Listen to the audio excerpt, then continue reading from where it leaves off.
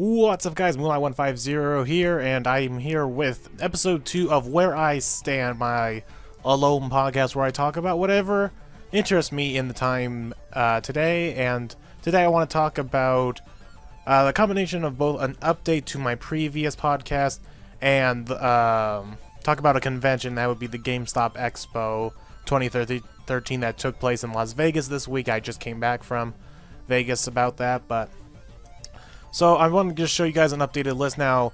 On my last podcast, I just listed the games in, I think it was like an alphabetical order, or just, you know, how they were presented on a website. I basically just looked at a website that listed all the Xbox One and PlayStation 4 games on a list in some order, and I just wrote it down from there.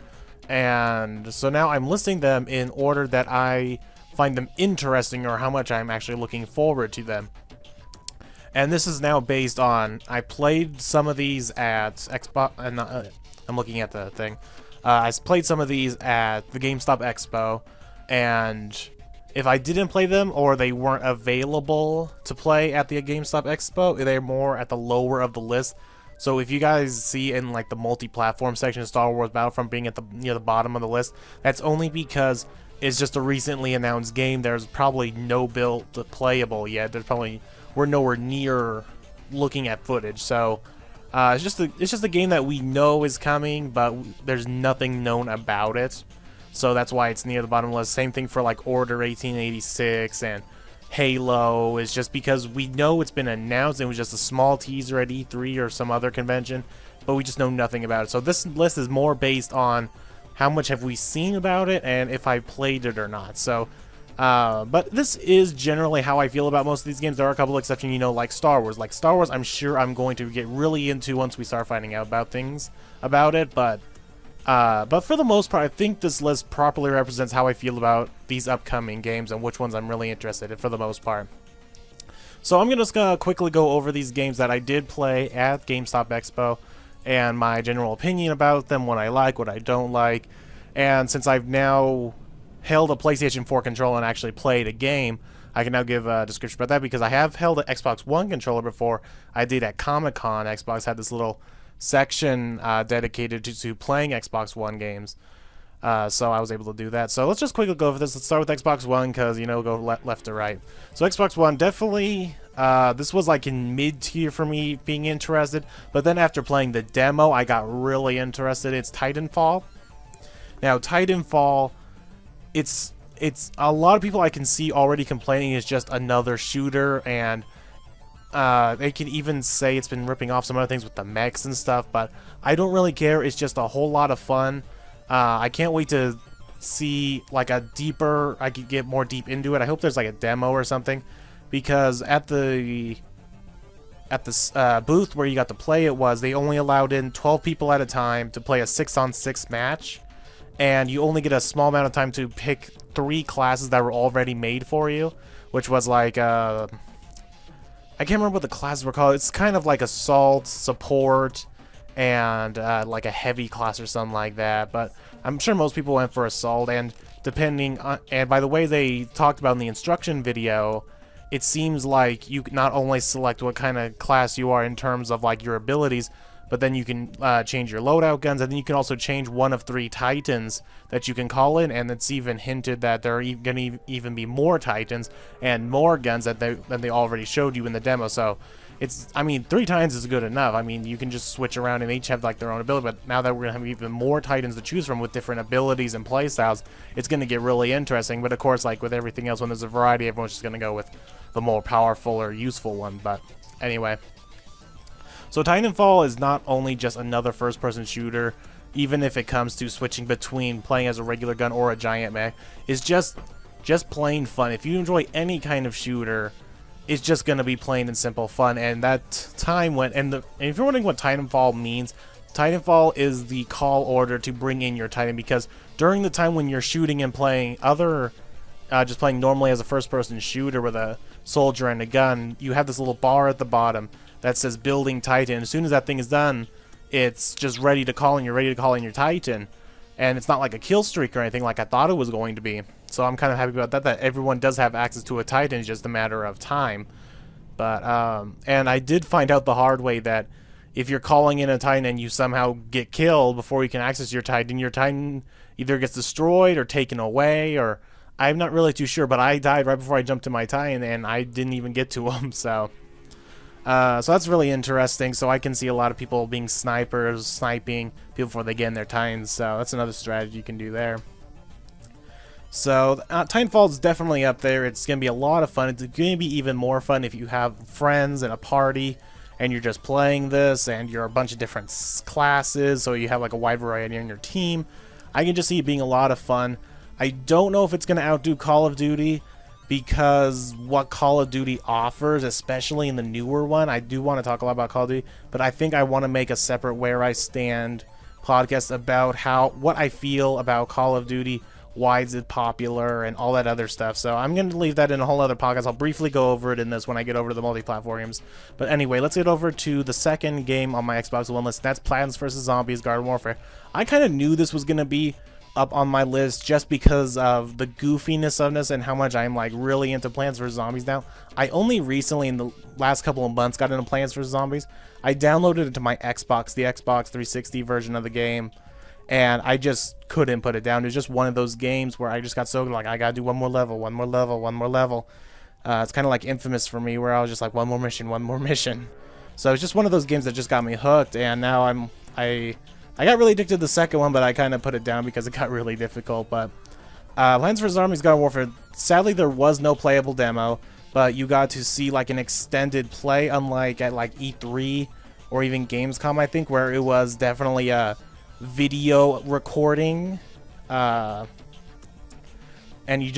people were obviously faking playing like on stage during E3 and stuff like that, but this one was actually people playing the game, because it was the exact same level as we saw in other videos, but it was different movements, because I've already seen the video so I know how it worked, but it was different movements, different things they were showing off, and I was actually sitting near the back of the room where they were showing the video, and I was actually watching the people play back on their like 4 Xbox One screens and their TV, so I was actually watching people play. So it was nice to see like live game footage, so it looked really nice. It looks so beautiful, and the gameplay just looks like a lot of fun. Now they're only showing the four-player co-op like classic Plants vs. Zombies, where you're just a bunch of plants and you're defending your base. It's like it's tower defense or Origins, and you're just fighting waves after waves of zombies. They haven't showed any footage yet of the 6-on-6 multiplayer aspect, where one group of people are plants and one group of people are zombies, and you're fighting in just an all-out third-person shooter mayhem madness. So I'm excited to see any what am I trying to say here? Any footage about that. So, and I know some of you might say that Plants vs. Zombies Garden Warfare, it technically does count as a multi-platform game because it will be coming on the PlayStation 3, but I'm putting it on the Xbox One version because we are talking about next gen, and so far they've only said Garden Warfare will be on the Xbox One for the most part, and then I think they said later on there will be a PlayStation 4 release, and there's even a PC release coming later. So it's for the most part going to be an Xbox One heavy exclusive, especially 360, because it'll come out for the 360 and possibly the PlayStation 3 at the same time, and then as soon as the One comes out, actually by then the One will already be out, because Garden Warfare doesn't come out until early 2014. They don't even have a proper release date yet, except for Q1 or Q2 of 2014. So it's going to be a very heavy Xbox game, I can see. The only people who are going to enjoy it on like either PC or PlayStation, or of course playing on PlayStation 3 or PC when at a later time. So yeah, I just put it on the Xbox One list because one, it's the only one that's going on next gen, and two, it's just because that's basically it. But so yeah, I don't know what I think I was trying to make another point, but I lost it. But anyway, let's move on to the next one, Killer Instinct. Now, I am interested in Killer Instinct, but it's for a different reason than probably most. I do not see myself playing this game that much. I will probably get it, and if you know how the payment is working with this game, it's pretty much $20 for all the characters, for all 6 or 8 characters, I think it was. And then there's like a $40 deal with like a big bundle of other stuff, including the original Killer Instinct game on the Xbox One. So I think I'll just be doing the $20 version. I'll just play for fun, and you know, I might even do a live series about it on my YouTube if people want to see that. But I do not see myself like being really dedicated to this fighting game like how I am with Injustice. But I am looking forward to watching this on streams, watching this at hopefully Evo. So I'm more excited for this game just to be watching people play it more than playing it myself. So that's just pretty much it. Now, Project Spark, and then moving on to number 4, was also actually, it was available to play, but there was such a long line at it at the GameStop Expo that I just could not get in, didn't want to stand in line because there was other things I wanted to go stand in line for. But Project Spark just seems just like a fun little creative game that it's going to be like Minecraft, where I'm going to be sitting there thinking, what can I do? See, this is my problem with stuff like Minecraft, is that you give me so many possibilities that I just don't know what to do. And I think I'm just going to have the exact same thing with Project Spark, even more with Project Spark, because they're giving you so many more options than Minecraft does. And nothing against Minecraft, I love Minecraft, I'm just saying Project Spark is just taking it to a whole nother level. And so I'm really interested in this game. I'm interested. It's more, once again, along the lines of Killer Instinct, where I'm not really as interested in playing it myself, but watching other people do stuff. And I'm hoping that Project Spark is going to have like something where they will have a server or a section of the game where you can go see other people's things that they created and you can download them, play them yourselves. I'm really hoping that will be something in this game. If they've already announced that, I apologize for my stupidity of not keeping up to date on that stuff, but if they do, that's great, and if they don't, I hope it does. And yeah, not much else to talk about with Project Spark because it's kind of still very not known about this game. Like, there's not too much to say about it. Now, Sunset Overdrive, now we're getting into the section of, I'm only putting this on the list because I saw the one trailer for it, and it just looks interesting. We know nothing about it. Same goes for Quantum Break, and that's really why these two are sitting right next to each other. The only reason Sunset Overdrive is above it is because Sunset Overdrive is looking to be like an interesting first-person shooter, very cartoony and non-serious, sort of along the lines of Left 4 Dead, because I get a very Left 4 Dead feeling from how the angle was and just how the feel of it was. But it's just like a very bright Left 4 Dead. It's more cartoony. But yeah, and then Quantum Break is just, we have that one trailer. It looks like an interesting game with interesting mechanics, and yeah, so it just looks interesting, and that's why I put it on the list. Dead Rising 3, I'm putting lower on the list. I know a lot of people are looking forward to this, but I've just never really been that big of a Dead Rising fan. I don't know if I'll ever actually be picking up this game, but if it ever gets, knocked down some price and I don't really have anything else I really want to play, then I might pick it up and just start at Dead Rising 3. I tried Dead Rising 2, and it just never really caught my interest. I sometimes hear that the original Dead Rising is a lot better, so I might pick that up and just to see if I can blow through that before I get an Xbox One and 3. So, we'll see. Going down to Rise, this is sadly lower on the list because Rise seems to be that game, and PlayStation 4 is also doing this, and I'll get to that game later, but whenever a new console comes out, we always seem to have that one game or one or two games that was made just specifically to show off what the console is capable of, and I fear that Rise is that game. It's only interesting because it's fully showing off what the Xbox One is capable of in terms of graphics and gameplay and just some other nice little things that I technologically go over my head. Because Rise is probably, comparing it to a lot of other things, is the best looking game in terms of realistic graphics. I mean, Titanfall has its own little style. Plants vs. Zombies obviously cartoony. Killer Instinct is obviously, like monsters and stuff, so it's not real.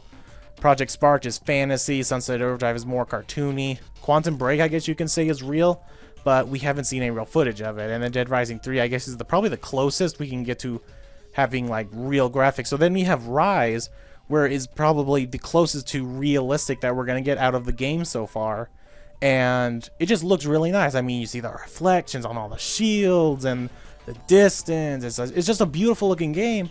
And then how I feel about this is, well, for one thing, I'm not a big fan of QuickTime events. I was just barely able to put up with them in God of War. Thankfully, it was only for bigger enemies and bosses. It wasn't for every single enemy. Now, if you're a fan of QuickTime events, then it's certainly fine for you. But the one thing that's just getting me about Rise is it's doomed like some other games that were made specifically just say, hey, we have this standalone game that is showing off everything that we want to show off about our new console at E3, and Rise was definitely that game. And for the PlayStation 4, I'm going to say that game was Knack, and I'll talk about Knack later. But yeah, I'm not saying it's a bad game. It's definitely a bad game for you if you don't like quick time events, but besides that, it doesn't look like a bad game. It looks like fun. I don't see it really as that challenging, but you know, so if you're an achievement guy and you want to go for those achievements, probably could be an easy game. I don't know. There's a multiplayer aspect about it that we found out not too long ago, so there's probably gonna be some achievements there, and I hear that not the achievements, but the multiplayer of Rise is not quick time event based, so that could probably draw me in more, is if I find out more about the multiplayer and what it's like. If it's really good, then I might be more interested in Rise. But as of just looking at what the demo I played, and it's the exact same thing that they showed at E3, I'm just not so interested in it. And of course Minecraft is down there because, yes, I'm interested in Minecraft, and I probably will continue playing Minecraft on the Xbox One. I don't know right away if I have to buy it again. I'm hoping that if you have Minecraft connected to your gamer tag, you don't have to buy it again, but something tells me you probably will. So, nothing new about Minecraft. Minecraft will always be Minecraft, and they'll just keep updating. Maybe it'll be sooner now with the Xbox One version. Like, I think that since Microsoft and Sony are saying that the Xbox 360 and the PlayStation 3 will continue to get games even after the launch of the Xbox One and the PlayStation 4, I think something along the lines of, like with Minecraft, the updates are going to come sooner on the newer gen consoles than the later gen consoles, just because I think they have more power to work with. So when I do get the Xbox One, I'm probably going to abandon Minecraft on the Xbox 360 and just play on the Xbox One, because we'll probably be in the update sooner. But unless I have to pay for it again, I'm probably not going to, at least for a while, unless I find people to play Minecraft with. So it all depends on how this thing is being handled. And I know that it's probably not going to happen that all my worlds are not coming, but I don't even have that many worlds to bring over, so I don't mind starting over. It's just the fact, do I have to pay for it again? And that's really what it comes down to. And of course, Halo is down at the bottom because we know absolutely nothing. We don't even know if it's the actual Halo 5 or it's going to be some other spin-off like Reach or ODST. So I'm just putting Halo near the bottom because we know nothing about it. We don't know if it's a mainline Halo game. We don't know if it's a spin-off. We don't know anything. But I mean, you can't really go wrong with Halo. I mean, if we knew anything more about this Halo game, it'd probably be a little higher, because you just can't go wrong with Halo. So, but the things that we know nothing about, it just makes me say, yeah, okay, Halo's here, cool, whatever. And I'm just thinking about all these other games because we know more about them. And then the last two, Zoo Tycoon and Just Dance, are only here just for funsy reasons. Zoo Tycoon's because I actually did play this game at GameStop Expo, because I was looking in line for Killer Instinct, but then, you know, Zoo Tycoon was there, and I didn't really have anyone to play against. I didn't want to play against a random stranger or whatever, but so I sat down and played Zoo Tycoon for about like 15 or 20 minutes, and I actually enjoyed it. So, and the fact that my brother is like a really big Tycoon game fan, he loves all those Tycoon games, we'll probably get it, he'll enjoy it, I'll work for it on the achievements. Once I'm done with the achievements, I'll be like, okay, you can play. So that'll probably be happening with that. And then Just Dance, you know, now that we're being forced to get a Connect, I might as well get games like Just Dance just for fun. I'm probably not going to get it right away, no, but I'm just going to get it eventually. I might, if we can play older Connect games, I'm hoping this is possible, that we can play older Connect games on the new Xbox One, even though I hear it's not backwards compatible. Crap, I just realized this. Wow, I just realized we cannot play older Xbox games, so that probably also translates to older Kinect games as well. Damn it. Oh well. So yeah, now that we're getting forced to have a Kinect, I might as well start doing games like, you know, just the Just Dance, because they're stupid fun and I like stupid fun. So that's it for the Xbox, and we're going to move on to the PlayStation 4. Not too much to talk about, except for there are a couple new things to talk about, so I just canceled my previous sentence. I'm really bad when it comes to non-scripted. But anyway, so obviously Kingdom Hearts 3, I don't even care that there's no playable demo. I don't care if there's no new trailer. Kingdom Hearts 3 is at the top of my PlayStation 4 list. Infamous Second Son, there wasn't a demo there, surprisingly. If there was, it didn't... I was really lost in the PlayStation booths, because there was a lot of PlayStation 3 games and not too many PlayStation 4 games. It was like divided in half, and there were a lot more PlayStation 3 games they were trying to push over than PlayStation 4. Then there's Killzone. Killzone also wasn't there to play. What was interesting, the games that were able to play, there was Drive Club, Knack, Contrast, which I think is this another indie game. They were so heavy on the indie games. That Octodad thing, another indie game, and Warframe. if I'm remembering correctly, that was all that was available to play on the PlayStation 4 at GameStop. And I kept wanting to get the Warframe, but because considering that was like the only really interesting action-y game there, the line for Warframe was really long. And I played Knack a little bit, and I had no other interest in these other like little indie games. Nothing against indie games, it's just they don't really catch my attention half the time.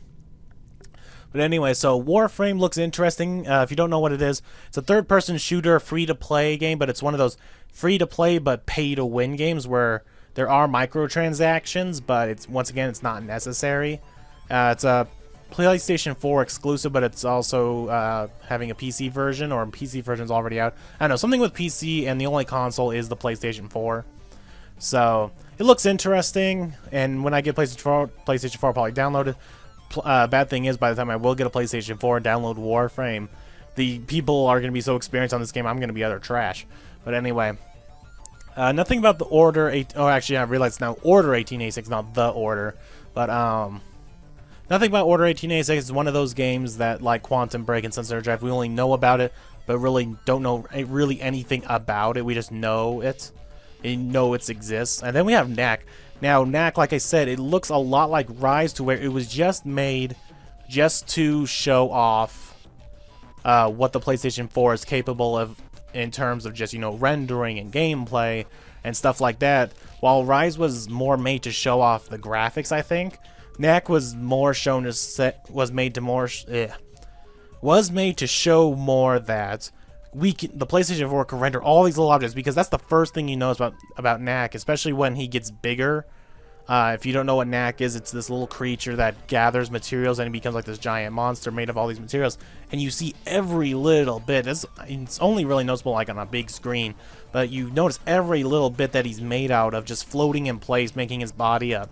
And it's really nice to watch when he attacks and stuff, because sometimes little parts will just move. So it's really nice to look at, but once again, I feel like it's going to be this game that's nice at launch, but as soon as we're like a year or two, especially near the end of the cycle of these next-gen consoles, when that eventually happens, another 8, 9, 10 years, this game is going to be like utter garbage and like really campy. Now, there will be games later on that look good, but they also play good. They like push the limits of what the console is doing. But these games like Rise and Knack are like saying, hey, look what our new console can do that our previous console couldn't. And we just made this just to show this. And so it's going to be like really gimmicky in a couple years. Now games like Call of Duty, Infamous, Kingdom Hearts, Titanfall are all probably going to hold up pretty well, because it's the gameplay that they're more focused on and the story and stuff like that that more games are interested in. That we're interested in. But games like Rise and Knack are just these one-off games. I mean, maybe Knack can go off and make a series out of it, but if it doesn't, it's just... And I know Rise probably isn't, because one, it's not getting too high in pre-orders that I just now saw. I just now saw the pre-order numbers, so it's not really catching too many people's attention, and I doubt it'll get a sequel. Knack could possibly get a sequel, because PlayStation 4 loves those kid-friendly games on their newer consoles because they need a mascot, and I see Knack being popular enough. If he is, he could become the PlayStation 4 mascot for the kids games, because so far we don't have really any games coming to the PlayStation 4 that we know of that we've had since like PlayStation 2, 1, or even 3, because we don't have a new God of War game, we don't have an Uncharted game, we don't have a Ratchet and Clank game or a Jak and Daxter game. We don't have any of these characters coming back so far. So I feel that Knack is more along the lines of the mascot for the PlayStation 4. So I think just that alone, they could be working on new Knack, another Knack after the first one comes out. But I feel that if they don't, or even if they do, the original Knack is just gonna feel like, if you ever go back like, oh look, Knack, I should replay this for like nostalgia or whatever. I'm not about nostalgia, but you know, just to replay a game, and you're gonna be like, wow, this was really gimmicky. I just feel like that's what's gonna happen. So it looks fun, and I'm probably gonna play it right as soon as I get a PlayStation 4, and by that time it's probably gonna be gimmicky. But anyway. So, it's just, that's how I feel about Knack and Rise. It just feels like these games that were made just to say, hey, look what our console can do, and by the time we're done with the Xbox One and PlayStation 4, they're just gonna feel really weird. I mean, think of some other launch games that came with other consoles. How many of them actually hold up, and how many of them just feel gimmicky and just showing off, feel like they're just showing off what the console was able to do new at the time. So, anyway. that's enough ranting. Let's move on to multi-platform. Oh, and before one last thing about PlayStation 4, that I was actually able to play PlayStation 4 because I did play NAC, and I am not really that happy with the controller. I'm going to be completely honest. I do like the way the analog sticks are now. I don't like the analog sticks on the PlayStation 3 controller. They don't grip well with me, especially where I have to hold it in my hand, but they do have like an indent in them now, so your thumbs can like really go in there so you can hold it. And I really like that. It's like my favorite thing about the PlayStation 4 controller is that we have these better analog sticks. But then you have that little screen in the middle that feels like a button that you can press, and I'm sure it'll be cool when it actually does something, but we don't know what it does. It's just this giant screen that does absolutely nothing, that when you're going to try to push the start button without actually looking at it, you're going to end up pushing that little screen. And then the worst thing that I don't like about the PlayStation 3 on PlayStation 4 controller is the L and R buttons. They're tiny, especially L2 and R2. Like, they're giant, like, curves on the PlayStation 3, but they're tiny little slivers like the L1 and R1 are now on the PlayStation 4. Like, they're both like about the same size. L1 and L2 are about the same size now. It's just that L2 has like a little curve at the end, like going outward. I don't know, maybe that's more for like a grip thing, so your fingers don't slide right off like they do on the PlayStation 3 for me. But they're just so tiny. I'm like, oh, this feels weird. Maybe it just takes some getting used to, but yeah, I'm not a big fan of that at the moment. And then the Xbox One controller does feel pretty good. I will say the grip feels weird, and I think that's just another have to get used to it kind of things. The buttons are flat now. I think that's what I felt like, are more flat than they are round. Like, they're really round right now, but now they're more flat. And then once again, I think this is just more of a getting used to thing. Everything just feels awkward. But I love the grip on the Xbox One controller. It just feels natural in my hands. The Xbox 360 just feels just a little on the bulky side. But anyway, let's move on to multi-platform games.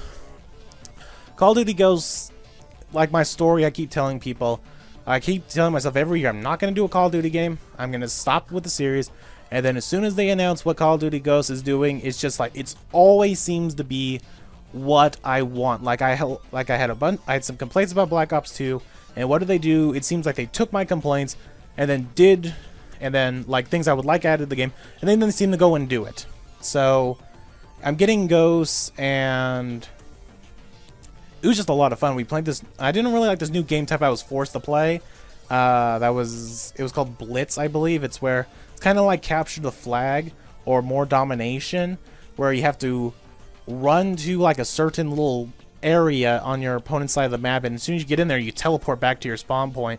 But then you get a point for your team, and then like a little timer counts down for time before someone else can enter. So it's kind of like focused around camping around your areas, making sure that nobody really does go into your little teleport section.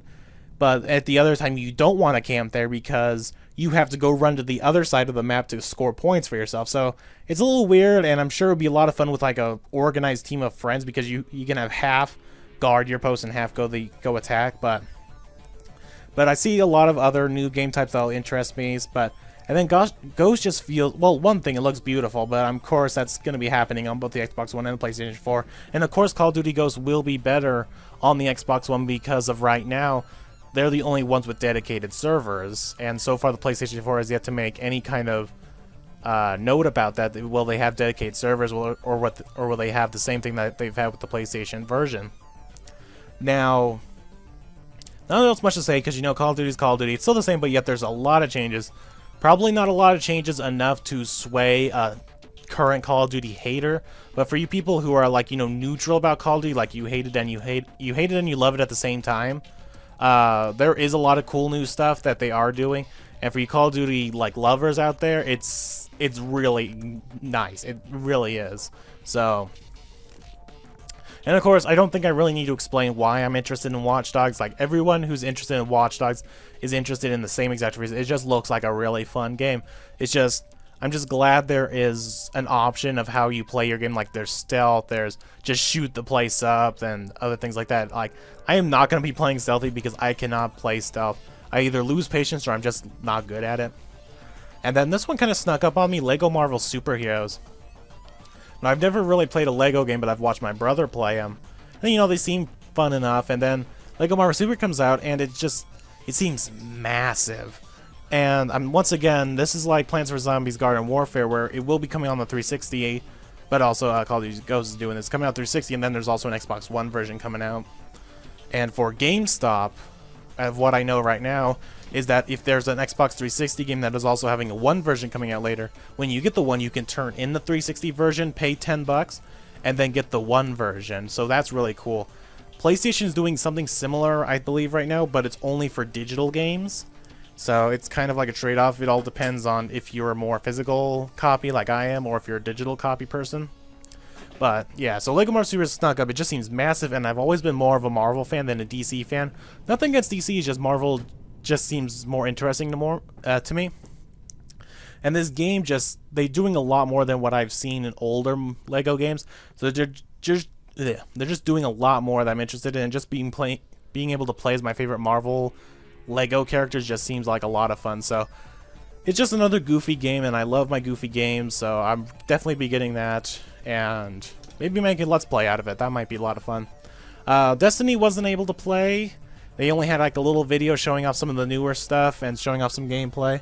I don't know if it was, because I couldn't tell. I was like sitting in rows of benches, and they had one person up there, and it seems like they were actually playing, but at the same time I feel it wasn't, because while I was waiting in line for Call of Duty Ghosts that was right next door, it seemed like they were doing the exact same foot patterns. So I'm thinking those were just puppet players, as I like to call them, where they're not really playing the game, they're just there to look like they're playing the game. So they showed some new features and stuff like that, and it all looks fun and good, and it just looks like a really fun game because it's a mix of a first-person shooter and an MMO. So that's going to appeal to a lot of people. So nothing really bad to say about Destiny, but nothing good to say because we still don't have any like demos or really that too many gameplay videos.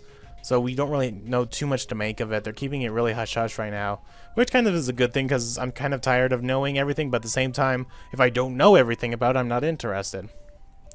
Then you have Wolfenstein, and that was actually available to play at the GameStop Expo, but they were only playing the PC version, and I'm like, okay, I'm probably going to hate this game if I'm going to have to force play a first-person shooter on PC, which I'm absolutely terrible at.